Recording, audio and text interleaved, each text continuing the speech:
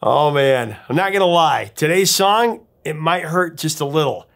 That's because this killer track is like a kick in the teeth. It's as hard as nails, so ferocious you have to crank it up whenever you hear it. And then you have to crank it up some more. But this high-octane assault on the years almost didn't make it. Sat on the shelf for a year. The band couldn't think of any lyrics. Turns out they were a little distracted. Their studio had a skate ramp and a basketball court, and they were always just messing around.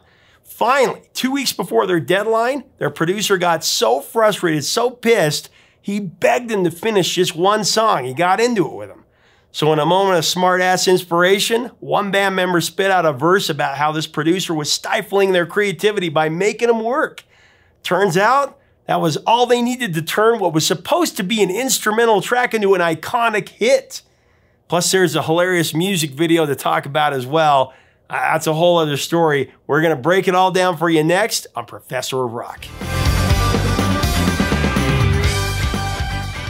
Hey music junkies, Professor of Rock, always here to celebrate the greatest artists and the greatest songs of all time. I'm telling you, if you remember the Bloodhound Gang from 3-2-1 Contact, and then later the band, you're gonna dig this channel of deep musical nostalgia. Make sure to subscribe below right now, click the big red button. Also click the bell so you always know when our latest and greatest are coming in. Also check us out on Patreon for even more content that helps us to keep it a daily channel. Man, oh man, we got a great story for you today on a song that's like a hard kick to the teeth. It is so bad, it definitely lives up to its title and then some. From a group that really nobody can deny. You asked for more from these guys, so here goes. First, let's put the song and the group in their musical timeline. So 1994 was an eventful year in music. One of the last great years of the rock era before the mainstream, became saddled with boy bands and teeny boppers and such. It was a big year for rock, particularly alternative rock, continuing to blow up the mainstream there. Alice in Chains' Jar of Flies EP, that debuted on the Billboard 200 at #1, becoming the first EP to ever do that. Green Day released their US Diamond breakthrough album Dookie, kicking off the mid-90s punk revival.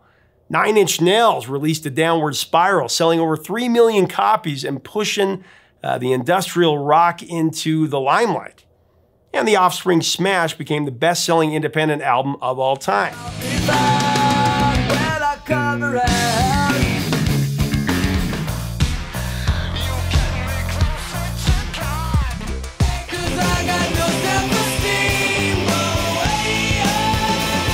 But the breakthrough albums, they didn't stop there. There was also, Soundgarden's Super Unknown, STP's Purple, Nirvana's MTV Unplugged in New York, and then the Cranberries dropped No Need to Argue, REM had Monster, and there were top-tier offerings from Oasis, Bush, Tori Amos, Beck, Veruca Salt, on and on and on and on. Black hole sun, won't you come?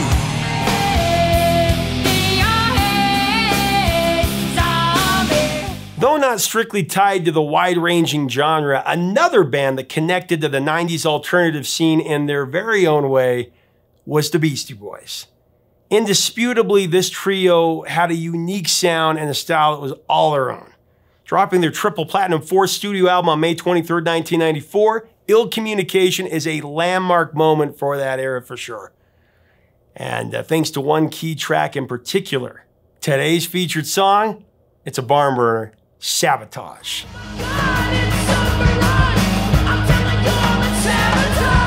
The Beastie Boys, of course, comprised of Adam Horovitz, aka Ad Rock, Adam Yauch, aka MCA, and Mike Diamond, otherwise known as Mike D.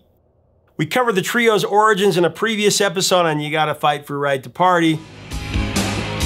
You gotta fight for your right! So we'll just cut to the chase here. After 1986's License to Ill, 1989 saw the release of the Beasties' second album, Paul's Boutique, and then Check Your Head in 92. All three would certify multi-platinum here in the United States. Now, coming off Check Your Head and leading into Ill Communication, the B-Boys spent a lot of time touring and really, worked on honing their instrumental skills. Said Mike D about it, and I quote, "By the end of that cycle of touring, we'd grown comfortable with the musical language we'd developed together, and we wanted to keep that going." End of quote. The Beastie Boys, they were feeling really confident in their abilities, and Ill Communication was designed to complement what they accomplished on Check Your Head. As MCA said in the Skills to Pay the Bills, on Ill Communication, we just expanded on what we did on Check Your Head, more perfecting those styles, like we could play hardcore tighter than that with the instrumental stuff too. We felt like we'd advanced during touring. End of quote. So instead of taking an extended break after that particular tour, the Beastie Boys decided they needed to start recording again. Hitting the ground running in the fall of '93, the guys booked a couple of months at a rundown studio called Tin Pan Alley. And then later they migrated to G-Sun Studios in Atwater Village in Los Angeles. Now, unlike previous studio ventures, this time the boys more or less knew really what they wanted to do. And the record started off quickly with their longtime recording engineer, Mario Caldado Jr., working as co-producer. Check Your Head had been an eclectic album made up of live jams and cool funk and soul samples, and Ill Communication was going to continue that approach. The band's method was to start out just jamming, just improvising ideas and playing around with some stuff. Mario would record them as they went, mixing on the fly and adding effects as it came. They'd sample some of the things they played and begin assembling songs based on what they'd come up with at that point. When finished, Ill Communication, it was an eclectic mix of funk, hardcore, and hip-hop. Released on May 23rd, 1994, actually not long after Kurt Cobain's death, it was a much-needed antidote and fun diversion during a very dark time. Cross-genre hit, Ill Communication debuted at #1 on the Billboard 200, and it peaked at #2 in the R&B hip-hop albums chart as well. The 20-song collection that spawned 4 hit singles, Get It Together, Sure Shot, Root Down, and of course, Sabotage. Gotta get it together and see what's happening.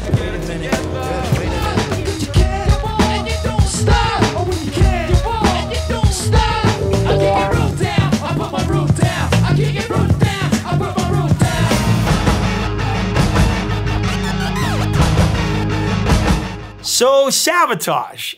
Oh man, this is undoubtedly a defining track in the Beastie Boys catalog, my favorite track they ever did. A rock track built on looped riffs. It features some over-the-top lead vocals by Ad Rock, definitely, heavily distorted bass, turntable scratches, power guitar, and a whole lot of serious attitude. This song, it wreaks havoc on the ears, and that's a good thing.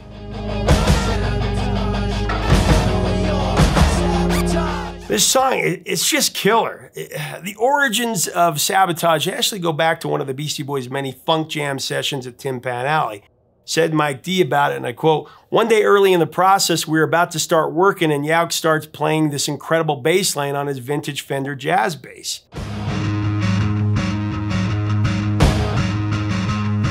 I remember it vividly because I immediately asked him, what song is that from? It sounded so good that I felt like it must already be somebody else's song. Turned out it wasn't. He just come up with it right there. Now from there, Mike started playing drums, this double beat break thing that he came up with. The guys would write the rest of the music in just a matter of hours.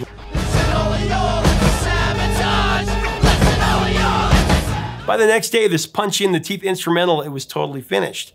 The guys initially gave the track the working title Chris Rock. Now, it wasn't named after the comedian, actor. Actually, it had nothing to do with him. Rather, an engineer named Chris. He ran Tin Pan Alley. He was the inspiration, the guy that ran Tin Pan Alley. Although the boys thought Chris was cool, he was fairly indifferent to most of what the Beasties were working on. So when he freaked out over this instrumental, the trio, they took notice. According to Horowitz, when they were recording the track, Chris ran into the room yelling, "This shit rocks."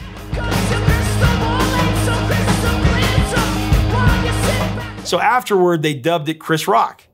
However, the song, it sat on the shelf for something like a year. That's what Horowitz said. For a while, they considered releasing it just as an instrumental. But then they tried to make it a rap song with scratched-in samples of Queen Latifah saying, "Get live all right."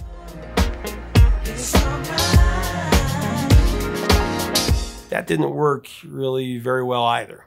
When they finally did figure out some lyrics, like so many Beastie Boys songs, they were based off an inside joke. So here's the story. When making Ill Communication, the guys weren't exactly highly productive at that moment, especially when it came to writing lyrics. Apparently at G-Sun Studios, The guys had skate ramps and they had a basketball hoop. People were always stopping by, hanging out to skate or to eat, just messing around. The guys did admit they weren't really focused. They were totally indecisive about what, when, why, and how to complete any of these songs.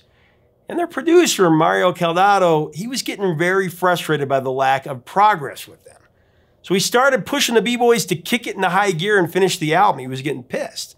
As Ad Rock described it, he would blow a fuse, get pissed off, and scream that they just needed to finish something, anything, any song. So as we find out how they finished this song, let's take a second and recognize our sponsor, Zenni Eyewear, the glasses I always wear. Right now at Zenni, you can get up to 75% off Block's light adaptive lenses.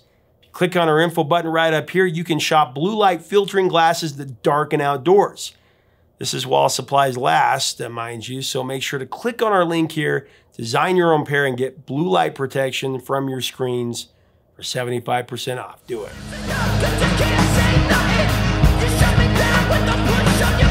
So I guess when their producer got pissed and got in their face, this pushed Horowitz over the edge, and in smart-ass fashion, he turned the tables on Mario Caldado. Finally got to the point where the guys had just one track left to finish. It was Chris Rock. Said Horowitz about it, "I decided it would be funny to write a song about how Mario was holding us all down, how he was trying to mess it all up."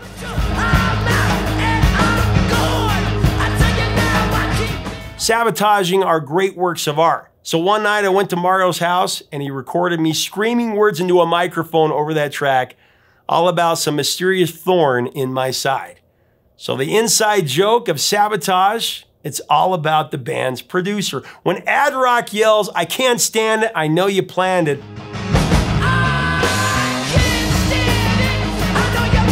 I'm gonna set it straight, this Watergate. He's actually calling out Mario Caldado Jr. for being a nuisance. I mean, it's brilliant.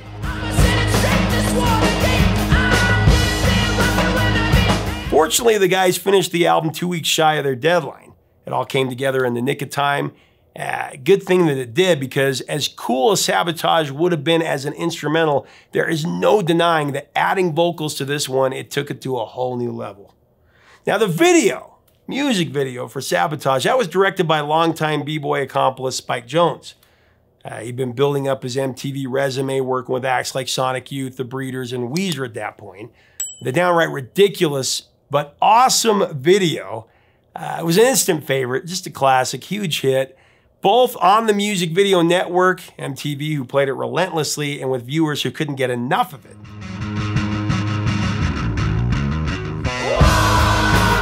Now the video parodies with hilarious accuracy 1970s cop dramas like Starsky and Hutch, SWAT, and Hawaii Five-0.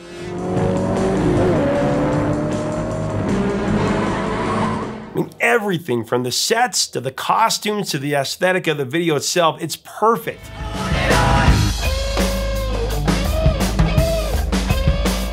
I mean, they nailed it. Handlebar mustaches, aviator sunglasses, loud suits and ties, and epic squad car chases. I mean, this music video has it all. There's even a pause for donuts during the song's breakdown.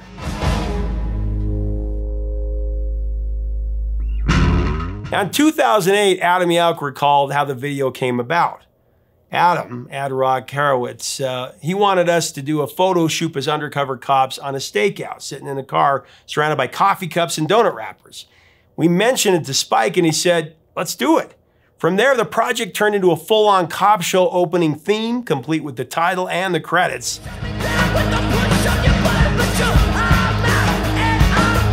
The boys each play multiple characters throughout. The video itself was intentionally done on the cheap, enhancing the video's retro vibe. They rounded up the clothing from thrift stores, actually.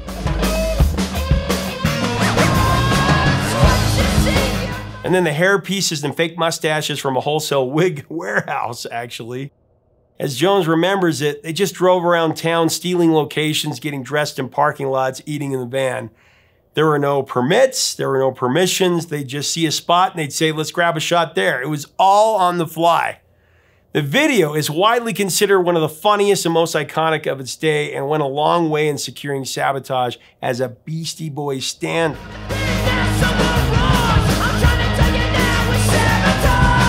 was actually nominated for 6 MTV Video Music Awards.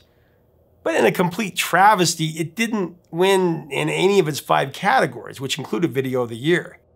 That one actually went to Aerosmith's Crying.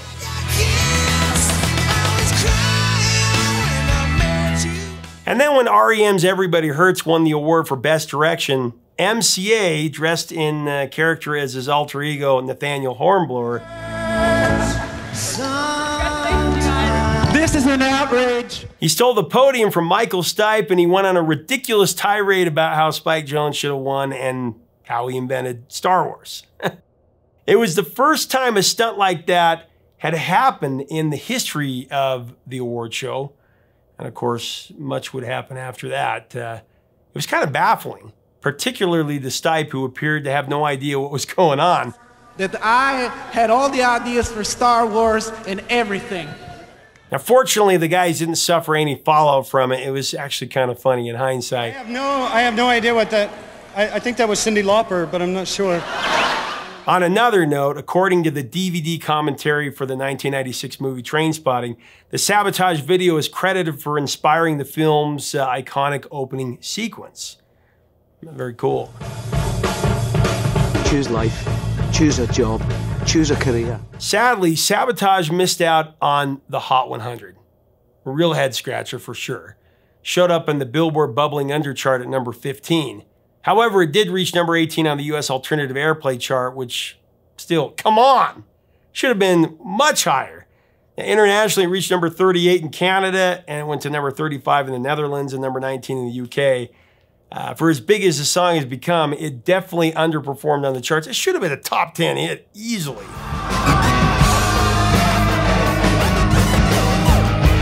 Now, that being said, this song has become larger than life as the years have passed. It's definitely a pop culture staple. For example, Sabotage has appeared in a long, long list of movies and TV shows.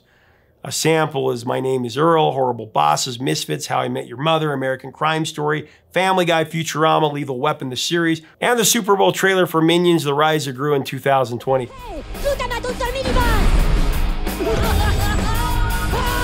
Notably, Sabotage has also been featured in 2 J.J. Abrams Star Trek movies, who is a big fan of the band. 2009 Star Trek, a young James T. Kirk takes his stepdad's antique convertible on a joyride through the Iowa countryside, which ends in disaster.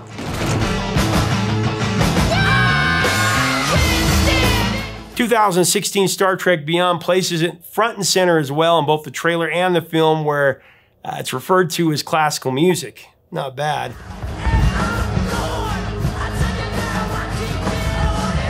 You can also find Sabotage in multiple video games, including Guitar Hero 3 Legends of Rock, Rock Band, Madden NFL 2010. And of course, it's had its share of covers by Fish, Fun, Korn, One Republic, Switchfoot, Sum 41, and sadly, Pauly Shore.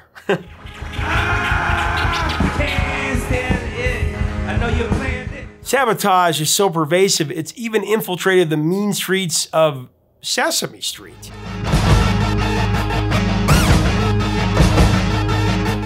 Although Sabotage was far from a runaway chart-topping sensation, as it should have been, it holds a fond place in the hearts of so many B-Boy fans because this is the song that sealed the deal for the trio. It authoritatively stated that the group was here to stay and they were kicking ass and taking names.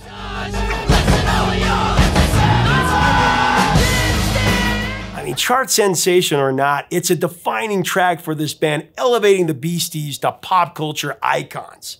And after that, there was no way they were ever going back.